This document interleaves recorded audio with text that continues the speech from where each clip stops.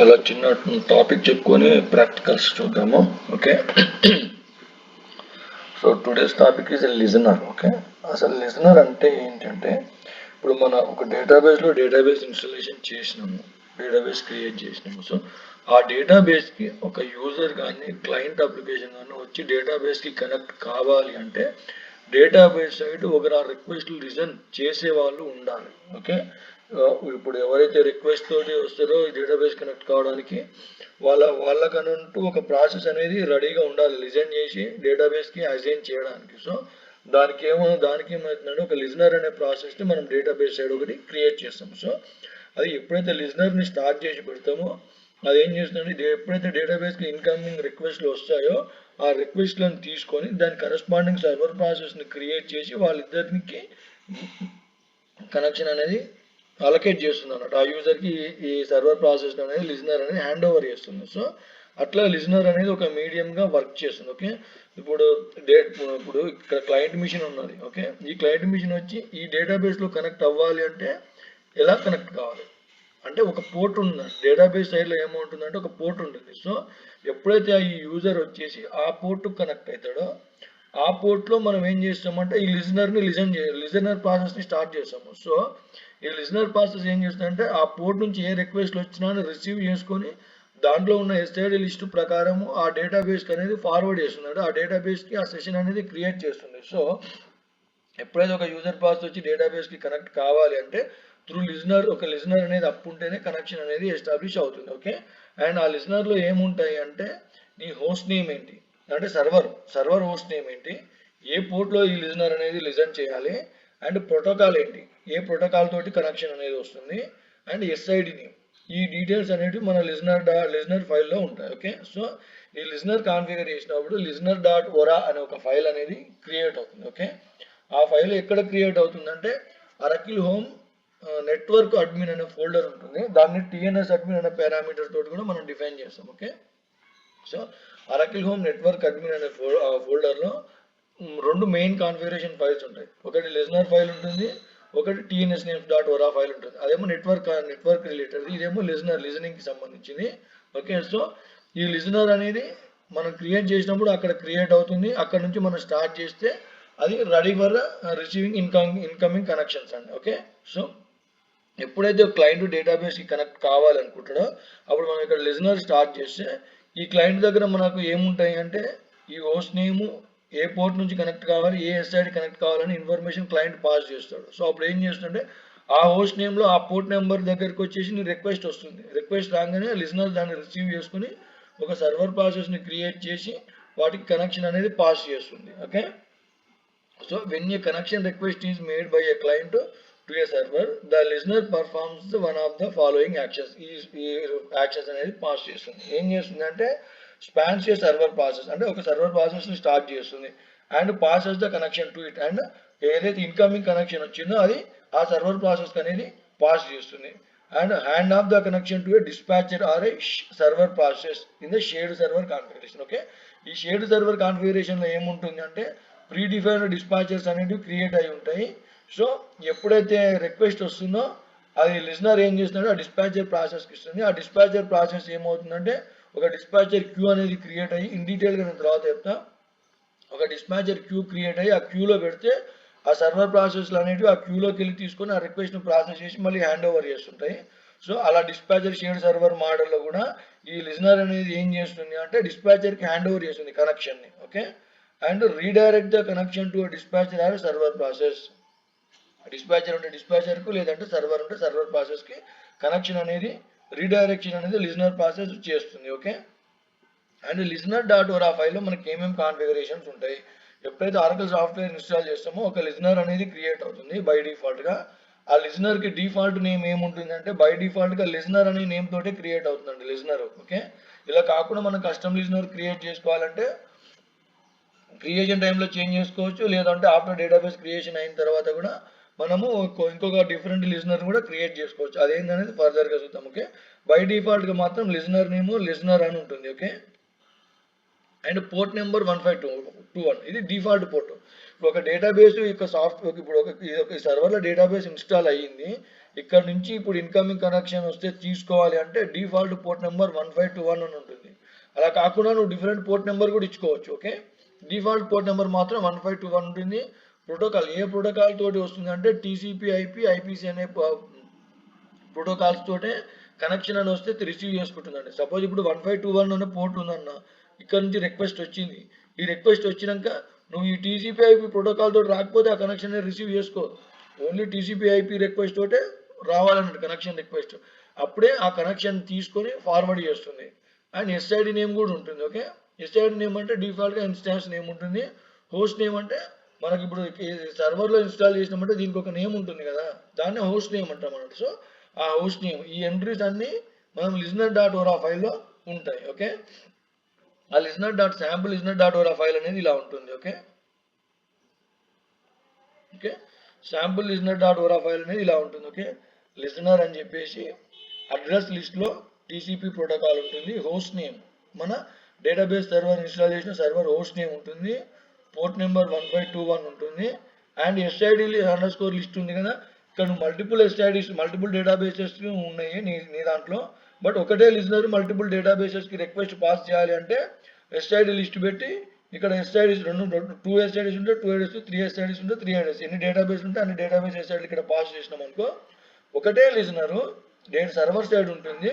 But ఇది multiple డేటాబేస్లకి రిక్వెస్ట్లు అనేది పాస్ చేస్తుంది. ఎలా పాస్ చేస్తుందంటే ఇక్కడ ఎస్ఐడి లిస్ట్లో మనం ఎస్ఐడిస్ ప్రొవైడ్ చేస్తాము. సో దాన్ని బట్టి రిక్వెస్ట్లు అనేది పాస్ చేస్తుంది. ఓకే, అండ్ మనము లిజనర్ సపోజ్ మనం తర్వాత మాన్యువల్గా క్రియేట్ చేయాలి అంటే మల్టిపుల్ లిజనర్స్ కావాలి. మల్టిపుల్ లిజనర్స్ కూడా ఒక డేటాబేస్కి రిక్వెస్ట్లు పాస్ చేయొచ్చు అండి, అలా కూడా పాస్ చేయొచ్చు. సో అలా లిజనర్ క్రియేట్ చేయాలి అంటే ఇది ఒకటి స్క్రీన్ ఉంటుంది, దీన్ని స్టాటిక్ లిజనరింగ్ అంటాం. స్టాటిక్ లిజనర్ క్రియేట్ చేయాలంటే ఇలా క్రియేట్ చేస్తాం. ఓకే, సో ఈ లిజనర్ని ఏ టూల్ యూటిలిటీ యూజ్ చేసి చేస్తామంటే నెట్వర్క్ మేనేజర్ అని చెప్పేసి NetMGR అని చెప్పేసి ఒక ఎగ్జిక్యూటబుల్ ఉంటుంది. ఇప్పుడు డేటాబేస్ క్రియేట్ చేయడానికి DBCA ఎట్లా ఉంటుందో లిజనర్ క్రియేట్ చేయడానికి కూడా NetMGR అని చెప్పేసి ఒక టూల్ ఉంటుంది, అంటే ఒక ఎగ్జిక్యూటబుల్ ఉంటుంది. ఆ ఎగ్జిక్యూటబుల్ యూజ్ చేసి మన లిజనర్ కాన్ఫిగరేషన్ అనేది క్రియేట్ చేస్తాం. ఓకే, ఇది శాంపుల్ పేజ్ అన్నట్టు.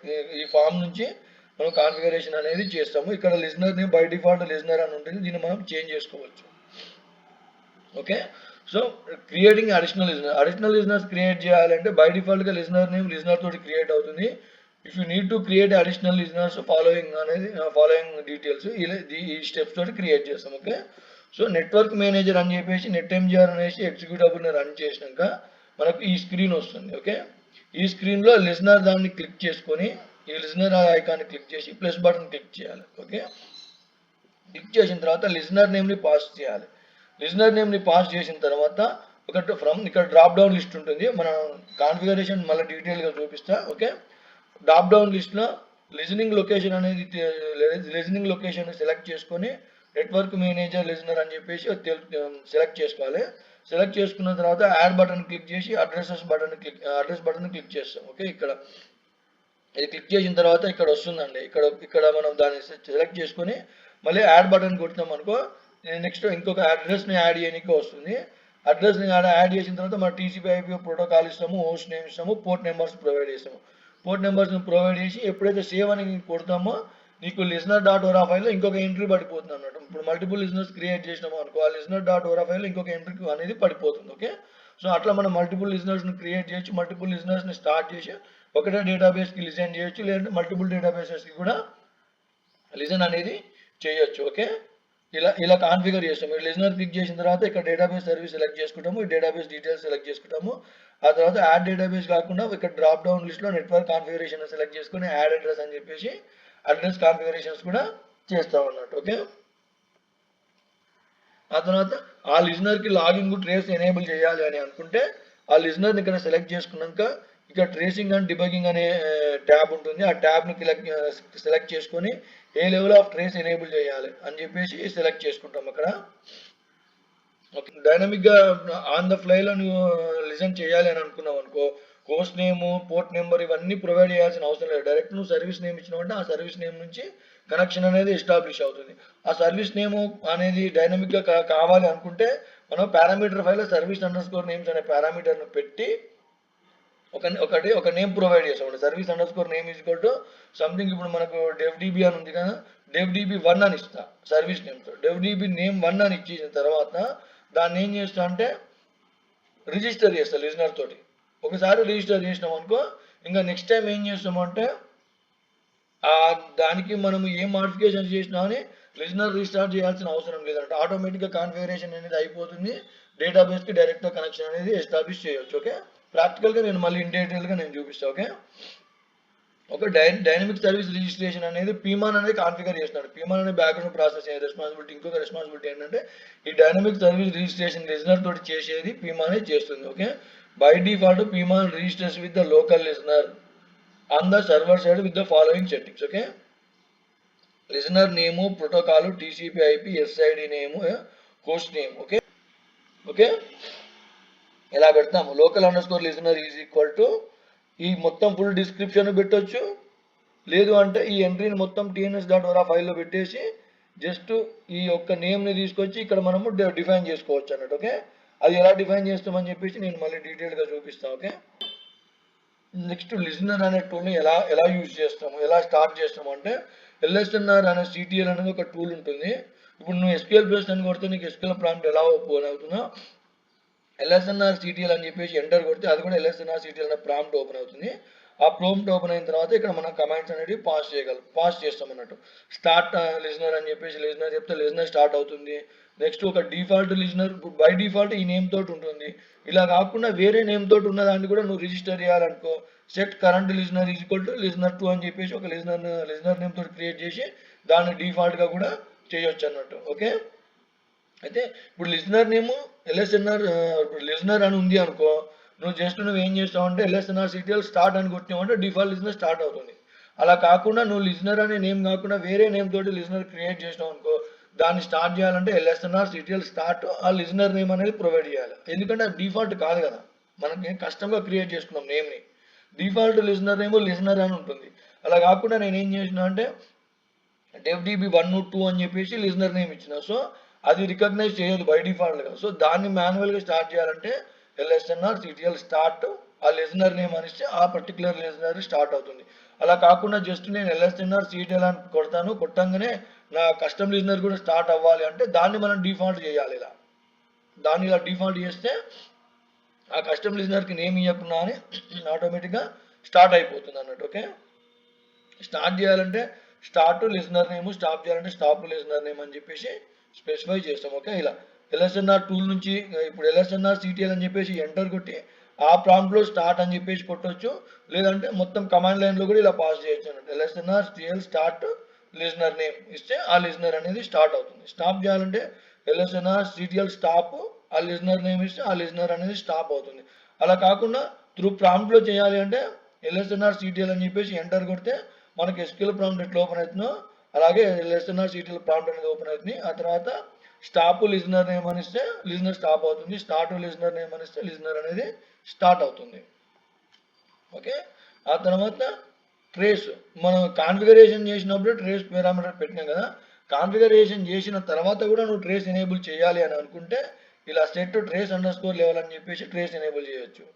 అండ్ కనెక్షన్ టైమ్ అవుట్ అనే పారామీటర్ అంటుంది. ఇంతసేపు కనెక్షన్ లిజన్ చేసి ఒకవేళ లిజన్ కాలేదంటే ఎర్రర్ అవుట్ అవుతుంది. సో ఈ కనెక్షన్ టైమ్ అవుట్ పారామీటర్స్ కూడా మనం సెట్ చేయొచ్చు అన్నమాట. షో అని చెప్పేసి కనెక్షన్ టైమ్ అవుట్ అని పెడితే చూపిస్తుంది, లేదంటే సెట్ కనెక్షన్ టైమ్ అవుట్ అని చెప్పేసి టైం ఇస్తే కూడా కనెక్షన్ టైమ్ అవుట్ అనేది సెట్ అవుతుంది. ఓకే, ఇది లిజనర్ గురించి. ఓకే, ఇప్పుడు మెయిన్గా ఇప్పుడు సమ్మరీ ఏంటి అంటే ఒక డేటాబేస్కి ఒక కనెక్షన్ వచ్చి కనెక్ట్ కావాలి అని అంటే డేటాబేస్ సైడ్ ఒక ప్రాసెస్ అనేది లిజన్ కావాలి. ఒక ప్రాసెస్ అనేది ఆ రిక్వెస్ట్ను రిసీవ్ చేసుకోవాలి. ఆ రిసీవ్ చేయడానికి ఏం చేస్తామంటే డేటాబేస్ సైడ్ ఒక లిజనర్ అనే ఒక ప్రాసెస్ని స్టార్ట్ చేస్తాము. ఓకే, ఆ లిజనర్ ప్రాసెస్ని స్టార్ట్ చేయాలి అంటే దానికి ఏమేమి పారామీటర్స్ కావాలంటే ఆ డేటాబేస్ యొక్క హోస్ట్ నేము, పోర్ట్ నెంబరు, ప్రోటోకాలు, SID ఈ పారామీటర్స్ను మనం listener.ora ఫైల్లో పెట్టేసి లిజనర్ని స్టార్ట్ చేస్తే ఆ ప్రాసెస్ అనేది ఏం చేస్తుందంటే ఎప్పుడైతే ఇన్కమింగ్ రిక్వెస్ట్లు వస్తాయో డేటాబేస్కి ఆ రిక్వెస్ట్ని తీసుకొని దానికి రెస్పెక్ట్ ఒక సర్వర్ ప్రాసెస్ని స్టార్ట్ చేసి ఆ రెండింటికి కనెక్షన్ అనేది ఫార్వర్డ్ చేస్తుంది. ఇన్కమింగ్ కనెక్షన్ అనేది ఆ సర్వర్ ప్రాసెస్కి ఫార్వర్డ్ చేస్తుంది. ఓకే, ఆ తర్వాత సర్వర్ ప్రాసెస్ చూసుకుంటుంది. అప్పుడు ఆ లిజనర్ యొక్క రెస్పాన్సిబిలిటీ ఏంటిదంటే ఇన్కమింగ్ రిక్వెస్ట్ తీసుకోవాలి, సర్వర్ ప్రాసెస్ అసైన్ చేయాలి అంతే. ఇంకా తర్వాత ఇంకా ఏమి చేయదు లిజనర్. ఆ తర్వాత సర్వర్ ప్రాసెస్ మొత్తం హ్యాండిల్ చేస్తుంది. ఆ సెలెక్ట్ కమాండ్, ఆ ఇన్సర్ట్ కమాండ్, ఆ ఏమేమి కమాండ్స్ వస్తాయో ఆ కమాండ్కి సంబంధించిన యాక్టివిటీ సర్వర్ ప్రాసెస్ చేస్తుంది. ఇది లిజనర్ కాన్సెప్ట్. నెక్స్ట్ మనము ప్రాక్టికల్గా అసలు లిజనర్ ఎలా క్రియేట్ చేస్తాం అనేది కూడా చూపిస్తాం ఇప్పుడు. ఓకే, దాని తర్వాత ఏమైనా పెండింగ్ ఏమైనా ప్రాక్టికల్ వర్క్స్ ఉంటే అవి చేద్దాం. ఏమన్నా డౌట్స్ ఉన్నాయా? ఇక్కడ డౌట్స్ ఉంటే అడగండి, క్లియర్ చేస్తాను.